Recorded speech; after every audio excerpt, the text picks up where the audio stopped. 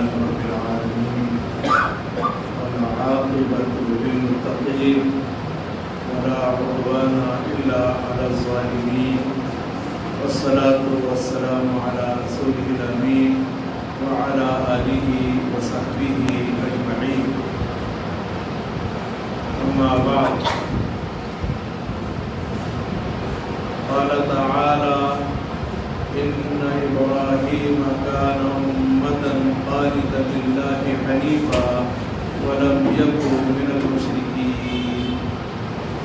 معزز حاضرین، یہ ہفتہ واری تیسرا درس ہے جس میں اس مسئلے کو بیان کیا جائے گا کہ جو آدمی توحید کو اپنی عملی زندگی میں ثابت کرے گا ایسا آدمی جنت میں بغیر حساب کے داخل ہوگا. ایک ہے توحید کا عقیدہ رکھنا اور ایک ہے توحید کو اپنے اقوال اور اعمال کے ذریعے ثابت کرنا. بعض لوگ توحید کا عقیدہ رکھتے ہیں لیکن توحید کے لحاظ سے اقوال اور اعمال میں کمزور ہوتے ہیں، تو اس کمزوری کو جو آدمی دور کرے گا گویا وہ توحید کو ثابت کر رہا ہے. اللہ تعالیٰ کا فرمان ہے، سورہ نحل کی آیت مبارکہ ہے کہ بے شک ابراہیم ایک امام تھے، ایک امت تھے، اللہ کی فرما برداری کرنے والے، یکسو ہو کر اللہ کی عبادت کرنے والے اور شرک کرنے والوں میں سے نہیں تھے. آپ غور فرمائیے، یہ تعریف کوئی عام انسان نہیں کر رہا ہے، کسی رسول کی زبانی ابراہیم علیہ السلام کی تعریف نہیں ہو رہی ہے. اللہ تعالیٰ اپنے خلیل اور اپنے رسول کی تعریف فرما رہا ہے کہ بے شک ابراہیم ایک امت تھے اور ایک امام تھے. امت کے کئی معانی آتے ہیں، ان میں سے ایک معنی امام کا ہے، جیسے کہ قرآن مجید کی دیگر آیات سے یہ بات ثابت ہوتی ہے. تو ابراہیم علیہ السلام یقیناً امام اور پیشوا تھے، کیونکہ سارے انبیاء کا سلسلہ انہی پر جا کر رکتا ہے. اسی لیے ابراہیم علیہ السلام کو ابو الانبیاء کہا جاتا ہے، یعنی سارے نبیوں کے باپ. یہاں تک کہ ہمارے نبی صلی اللہ علیہ وسلم کا سلسلہ نسب بھی حضرت اسماعیل کے توسط سے ابراہیم علیہ السلام تک پہنچتا ہے. تو اس طرح ابراہیم علیہ السلام ایک امام تھے اور اللہ کی فرما برداری کرنے والے تھے. حقیقی معنوں میں حضرت ابراہیم علیہ السلام اللہ کی فرما برداری کرنے والے تھے. قرآن مجید کی دیگر آیات میں اللہ تعالیٰ نے اس حقیقت کو یوں بیان فرمایا، وَإِذْ قَالَ رَبُّهُ أَسْلِمْ قَالَ أَسْلَمْتُ لِرَبِّ الْعَالَمِينَ. جبکہ ابراہیم سے ابراہیم کے رب نے کہا کہ آپ مسلم ہو جائیے، فرما برداری کرنے والا ہو جائیے. تو ابراہیم علیہ السلام نے جواب دیتے ہوئے فرمایا، میں رب العالمین کا فرما بردار ہو گیا. اسی طرح حضرت ابراہیم علیہ السلام کی فرما برداری کا اندازہ آپ اس سے لگائیے. اللہ تعالیٰ نے فرمایا، وَإِذِ ابْتَلَىٰ إِبْرَاهِيمَ رَبُّهُ بِكَلِمَاتٍ فَأَتَمَّهُنَّ. یاد کیجئے اس بات کو جبکہ ابراہیم کو ابراہیم کے رب نے چند باتوں میں آزمایا، تو ابراہیم نے ان سارے امتحانات کو اور ساری باتوں کو پورا کر کے دکھایا. تو اس سے معلوم ہوا کہ ابراہیم علیہ السلام یقیناً اللہ تعالیٰ کی فرما برداری کرنے والے تھے. حنیفاً، یکسو ہو کر، یک طرفہ ہو کر توحید کو اپناتے ہوئے اللہ کی فرما برداری کرنے والے تھے. حنیف کہتے ہیں کہ آدمی ہرجائی نہ ہو، یہ بھی صحیح وہ بھی صحیح، ہرجائی نہ ہو، بلکہ جو بات صحیح ہو اسی کو ماننے والا ہو اور اللہ ہی کی عبادت کرنے والا ہو. اسی لیے اللہ نے قرآن میں دوسری جگہ ابراہیم علیہ السلام کی تعریف یوں فرمائی، ما كان ابراہیم یہودی ولا نصرانی ولکن کان حنیفا مسلما. ابراہیم یہودی نہیں تھے، ابراہیم نصرانی نہیں تھے، لیکن وہ تو حنیف تھے اور فرما برداری کرنے والے مسلمان تھے. تو اللہ تعالیٰ نے ابراہیم علیہ السلام کے تعلق سے ان کے توحید کی وجہ سے تعریف فرمائی، اور خاص بات یہ فرمایا वलम यकु मिनल मुशरिकीन, वो ऐसे तौहीद परस्त थे कि वो शिर्क करने वालों में से नहीं थे, जर्रा बराबर वो शिर्क नहीं करते थे। ये तो तौहीद के ताल्लुक से ये बात मालूम हुई कि इब्राहीम अलैहिस्सलाम ने तौहीद को अपने कौल व अमल के ज़रिए साबित फरमाया, और वही तौहीद मतलूब है जो कौल व अमल के ज़रिए साबित की जाए। कुरान में एक और जगह रब्बुल आलमीन ने सूरह मोमिनून में फरमाया वल्लज़ीना हुम बिरब्बिहिम ला युशरिकून, ईमान वाले वो हैं जो अपने रब के साथ शिर्क नहीं करते। शिर्क आप जानते हैं दो तरह का होता है, एक बड़ा शिर्क और एक छोटा शिर्क। बड़ा शिर्क क्या है? बड़ा शिर्क ये है कि जो इबादत अल्लाह के लिए है वो गैरुल्लाह के लिए कर दी जाए, तो ये बड़ा शिर्क है। जैसे सजदा करना, क़याम करना, रुकू करना, नज़र व नियाज करना और तक़र्रुब हासिल करना जानवर ज़िबह करके, ये सब अल्लाह के लिए है। अगर कोई आदमी गैरुल्लाह के लिए इन्हीं अमाल को करे तो गोया वो शिर्क अकबर का मुर्तकिब है। और शिर्क अकबर की एक शक्ल ये भी है कि एक आदमी अल्लाह की तो इबादत कर रहा है, नमाज़ें पढ़ रहा है, रोज़े रख रहा है, ज़कात दे रहा है, उम्रा और हज कर रहा है, लेकिन गैरुल्लाह के लिए भी सजदा करता है, गैरुल्लाह के लिए भी नज़र व नियाज करता है, गैरुल्लाह की भी कसम खाता है, गैरुल्लाह से भी वैसे डरता है जैसे अल्लाह से डरना चाहिए, और गैरुल्लाह से वैसी मोहब्बत करता है जैसे अल्लाह से मोहब्बत करना चाहिए। तो शिर्क की ये दो शक्लें हैं, शिर्क अकबर की दो शक्लें हैं। और शिर्क असगर क्या है?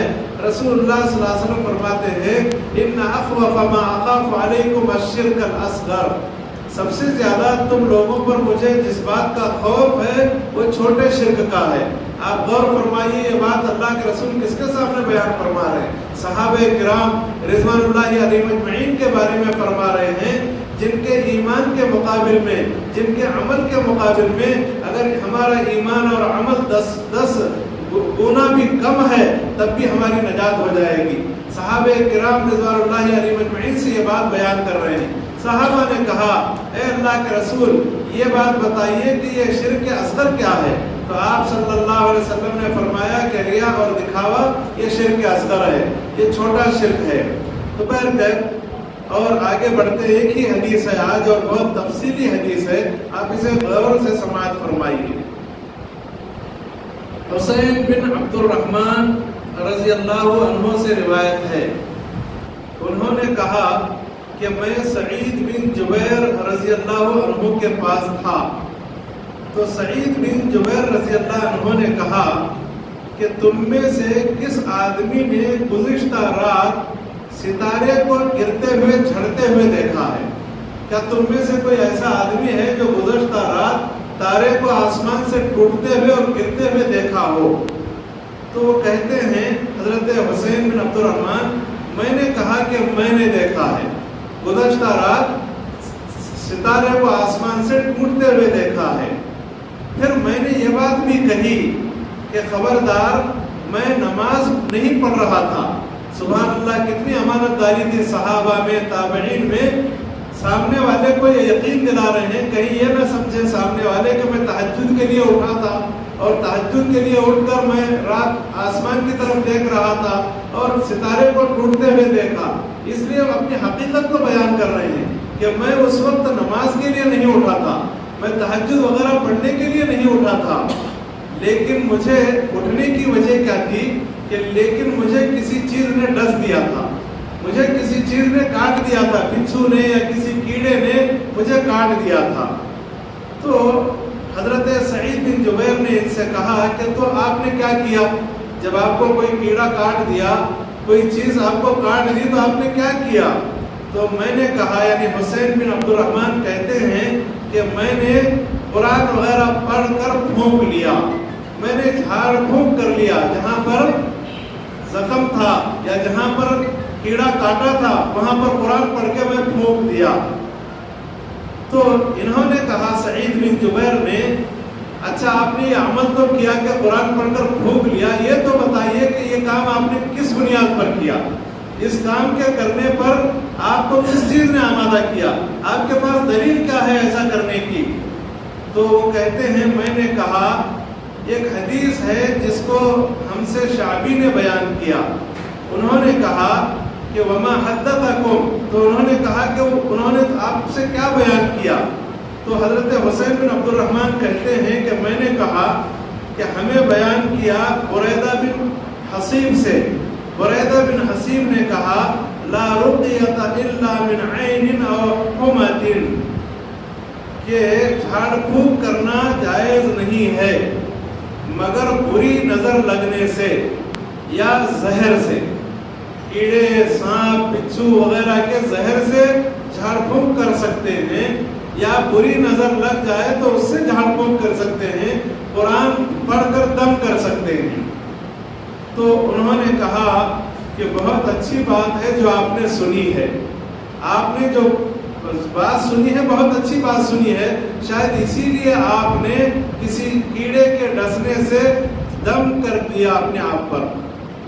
لیکن ہمیں عبداللہ ابن عباس رضی اللہ عنہما نے ایک حدیث بیان کی. یہ کون کہہ رہے ہیں؟ حسین بن عبد الرحمن کہہ رہے ہیں کہ ہمیں عبداللہ ابن عباس رضی اللہ عنہما نے ایک حدیث بیان کی. وہ نبی صلی اللہ علیہ وسلم سے روایت کرتے ہیں.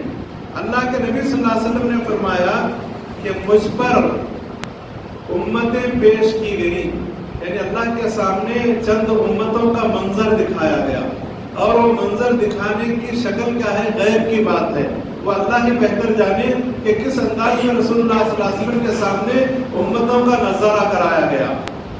تو اللہ کے نبی فرماتے ہیں میں نے دیکھا نبی کو اور نبی کے ساتھ ایک چھوٹی سی جماعت کو. ایک نبی ہے اور نبی کے ساتھ ایک چھوٹی سی جماعت ہے، اور میں نے دیکھا نبی کو اور نبی کے ساتھ ایک آدمی یا دو آدمی ہیں ان کے ماننے والے، ان پر ایمان لانے والے. اور میں نے دیکھا نبی کو کہ کوئی ایک آدمی بھی ان کے ساتھ نہیں ہے. تو گویا کہ انبیاء میں 3 طرح کے انبیاء کو دکھایا گیا. ایک نبی ہیں جن کے ساتھ ایک چھوٹی سی جماعت ہے، ایک نبی ہیں جن کے ساتھ ان کے ماننے والے 1 اور 2 ہیں، ایک نبی ہیں جن کے ساتھ ان کا ماننے والا کوئی ایک بھی نہیں ہے. تو اچانک میرے سامنے ایک بڑی جماعت کو ظاہر کر دیا گیا، ایک بڑی جماعت اور ایک بڑی ٹولی کو بتایا گیا. تو میں نے سمجھا کہ شاید یہ میرے امت کے لوگ ہیں، میرے امتی ہیں. تو مجھ سے کہا گیا کہ آپ کے امتی نہیں ہیں، یہ موسیٰ علیہ السلام ہیں اور موسیٰ علیہ السلام کی قوم ہے. تو اس بات سے یہ بات معلوم ہوئی کہ اللہ کے رسول صلی اللہ علیہ وسلم کی امت کے بعد اگر کسی نبی کی امت سب سے بڑی ہے تو موسیٰ علیہ السلام کی ہے. تو موسیٰ علیہ السلام کو دکھایا گیا اور ان کی قوم کو دکھایا گیا. تو پھر فرماتے ہیں آپ صلی اللہ علیہ وسلم میں نے دیکھا تو اور بڑی جماعت میرے سامنے ہے. مجھ سے کہا گیا کہ یہ آپ کی امت ہے، یہ جو بہت بڑی تعداد میں لوگ دکھائی دے رہے ہیں یہ آپ کے ماننے والے ہیں اور یہ آپ کی امت ہے. اللہ کے نبی صلی اللہ علیہ وسلم نے یہ بھی بیان فرمایا کہ اس میری امت کے ساتھ 70,000 لوگ ایسے ہیں جو جنت میں بغیر حساب اور بغیر عذاب کے داخل ہوں گے. یعنی خوش نصیب ہیں اللہ کے رسول صلی اللہ علیہ وسلم کی امت میں 70,000 لوگ جو بغیر حساب اور بغیر عذاب کے داخل ہوں گے. ایک حدیث ہے من حوسبا عذبا، جس آدمی سے حساب لیا جائے گا اسے عذاب دیا جائے گا. یا من نوقش عذبا، جس سے بحث و تکرار کی جائے گی اس کے اعمال کے بارے میں وہ پکڑا جائے گا اور اسے عذاب دیا جائے گا. تو اس کے بعد اللہ کے نبی صلی اللہ علیہ وسلم فرماتے ہیں یا راوی کہتے ہیں کہ اللہ کے رسول نے اتنی ادھوری بات بیان کر دی. 70,000 لوگ میری امت میں سے ایسے ہیں جو بغیر حساب اور عذاب کے جنت میں داخل ہوں گے. اتنی ادھوری بات بیان کر کے اللہ کے رسول کھڑے ہو گئے. مسجد میں تھے، اچانک کھڑے ہو گئے اور اپنے گھر میں داخل ہو گئے. اب لوگ یہ کون لوگ ہو سکتے ہیں ان کے بارے میں اپنے خیالات کا اظہار کرنے لگے. صحابہ کرام سوچنے پر مجبور ہو گئے کہ 70,000 لوگ کون ہو سکتے ہیں. تو بعض صحابہ نے کہا شاید یہ وہ لوگ ہیں جنہوں نے اللہ کے رسول صلی اللہ علیہ وسلم کی صحبت اختیار کی، یعنی جو ایمان کی حالت میں اللہ کے رسول کی صحبت اختیار کیے. شاید یہ 70,000 لوگ ہیں جو بغیر حساب اور بغیر عذاب کے جنت میں داخل ہوں گے.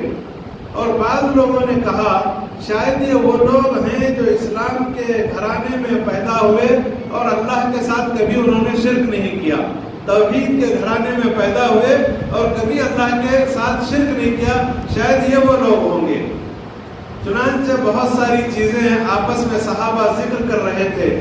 اچانک اللہ کے رسول صلی اللہ علیہ وسلم گھر سے باہر نکلے اور صحابہ کے پاس آئے، اور صحابہ کو اللہ کے رسول صلی اللہ علیہ وسلم نے خبر دی، اور آپ نے کہا یہ 70,000 لوگ جو بغیر حساب اور عذاب کے داخل ہوں گے، یہ وہ لوگ ہیں لا یسترقون، جو چھو منتر نہیں کرتے یا کسی سے منتر نہیں پڑھواتے، کسی سے دم نہیں کراتے، یہ وہ لوگ ہیں۔ ولا یقتوون، اور یہ وہ لوگ ہیں جو جسموں کو داغتے نہیں۔ پرانے زمانے میں لوگ بچوں کے پنڈلیوں کو اور ہاتھوں کو، رٹوں کو، مختلف گالوں کو داغتے تھے سلاخوں سے، اور داغنے کی وجہ یہ تھی کہ اگر داغیں گے تو فیٹس نہیں آئیں گے، فلاں بیماری نہیں آئے گی، تو گویا داغنے پر ان کا بھروسہ تھا۔ تو اللہ کے رسول نے فرمایا یہ وہ لوگ ہیں جو چھو منتر نہیں کرواتے اور جو جسموں کو داغتے نہیں، ولا یتطیرون، اور بدفعلی نہیں لیتے۔ سامنے سے بلی گزر گئی، بدفعلی لے لی اور کام کرنے سے رک گئے۔ زمانے جاہلیت میں لوگ کیا کرتے تھے؟ تھیلی لیتے تھے، اس تھیلی اور تھیلے کے اندر 3 طرح کے تیر رکھتے تھے۔ ایک تیر پر لکھتے افعل، اور دوسرے تیر پر لکھتے لا تفعل، اور ایک تیر کو خالی چھوڑتے، یعنی کر نہ کر اور خالی چھوڑتے۔ سفر پر جانا ہوتا، کہیں کسی اہم کام سے جانا ہوتا تو تیر کو نکالتے، اگر افعل لکھا ہوتا وہ تیر ہاتھ میں آ جاتا تو سفر شروع کرتے، اگر لا تفعل لکھا ہوتا وہ تیر ہاتھ آ جاتا تو کام سے رک جاتے تھے، اگر خالی تیر آ جاتا تو پھر جو ہے دوبارہ ڈال کر بار بار آزماتے۔ تو جو لوگ بدفعلی نہیں لیتے ایسے لوگ، وَعَلَىٰ رَبِّهِمْ يَتَوَكَّلُونَ، اور اپنے رب ہی پر جو لوگ توکل اور بھروسہ کرتے ہیں۔ تو 70,000 لوگ جو جنت میں بغیر حساب اور عذاب کے جائیں گے، ان کی 4 صفتیں ہیں۔ ایک صفت یہ ہے کہ وہ چھو منتر نہیں کرواتے، دم نہیں کرواتے۔ دوسرا یہ کہ وہ لوہے سے، گرم سلاخوں سے داغتے نہیں جسموں کو، اور اسی طرح سے برا فعل اور بدفعلی نہیں لیتے، اور اپنے رب ہی پر توکل کرتے ہیں، اپنے رب ہی پر بھروسہ کرتے ہیں۔ توکل کسے کہتے ہیں؟ اسباب کو اختیار کرنا اور نتیجے کو اللہ پر چھوڑ دینا، یہ توکل ہے۔ مثال کے طور پر آپ بیمار ہو گئے تو بیمار ہونے کے بعد علاج کرنا یا سبب کو اختیار کرنا ہے، دعا کرنا یا سبب کو اختیار کرنا ہے، پھر اس کے بعد شفا کی امید اللہ سے رکھنا، یہ توکل ہے۔ تو اسباب کو اختیار کرنا اور نتیجے کو اللہ پر چھوڑنا، یہ توکل ہے۔ آپ گھر سے باہر نکل رہے ہیں، گھر کو تالا لگا کر نکل رہے ہیں، تب تو یہ توکل ہے۔ اگر آپ تالا نہ لگا کر آپ گھر کو یوں ہی چھوڑ رہے ہیں اور کہہ رہے ہیں میں نے اللہ پر بھروسہ کر لیا، یہ توکل نہیں ہے۔ اس لیے کہ رسول اللہ صلی اللہ علیہ وسلم کی خدمت میں ایک شخص آیا اور اس نے کہا اے اللہ کے رسول، میں نے اونٹنی کو ایسے ہی کھلے میدان میں چھوڑ دیا ہے اور اللہ پر میں نے توکل کر لیا ہے۔ آپ صلی اللہ علیہ وسلم نے فرمایا اعقلها ثم توکل علی اللہ، پہلے اونٹنی کو باندھو، اس کے بعد اللہ پر بھروسہ کرو۔ تو اسباب کو اختیار کر کے نتیجے کو اللہ پر چھوڑنا، یہ توکل ہے۔ تو 4 صفتیں جن لوگوں میں پائی جائیں گی، یہ لوگ جنت میں بغیر حساب اور عذاب کے داخل ہوں گے۔ آپ غور فرمائیے، ان 4 باتوں میں توحید کا پیغام ہے اور توحید کی حقانیت کو بیان کیا گیا ہے۔ صحابہ کی مجلس تھی، اللہ کے رسول نے جب یہ فضیلت بیان کی تو ایک صحابی تھے جن کا نام عکاشہ بن محصن تھا، وہ اٹھ کر کھڑے ہو گئے اور کہنے لگے ادعو اللہ ان یجعلنی منہم، اے اللہ کے رسول میرے لیے آپ اللہ سے دعا کیجئے کہ اللہ مجھے بھی ان 70,000 لوگوں میں سے بنا دے اور کر دے۔ تو اللہ کے رسول صلی اللہ علیہ وسلم نے فرمایا انت منہم، آپ انہی میں سے ہیں۔ تو یہ معلوم ہوا کہ اللہ کے رسول کا معجزہ تھا، ایسا نہیں ہے کہ دل میں خیال آیا آپ نے کہہ دیا آپ انہی میں سے ہیں، یہ اللہ کے رسول کا معجزہ تھا، اللہ نے ان کو الہام کیا تو آپ نے فرمایا کہ آپ انہی 70,000 لوگوں میں سے ہیں۔ اور ایک دوسرے صحابی کھڑے ہوئے، انہوں نے کہا ادعو اللہ یجعلنی منہم، اے اللہ کے رسول میرے لیے بھی دعا کیجئے کہ اللہ تعالیٰ مجھے ان میں سے کر دے۔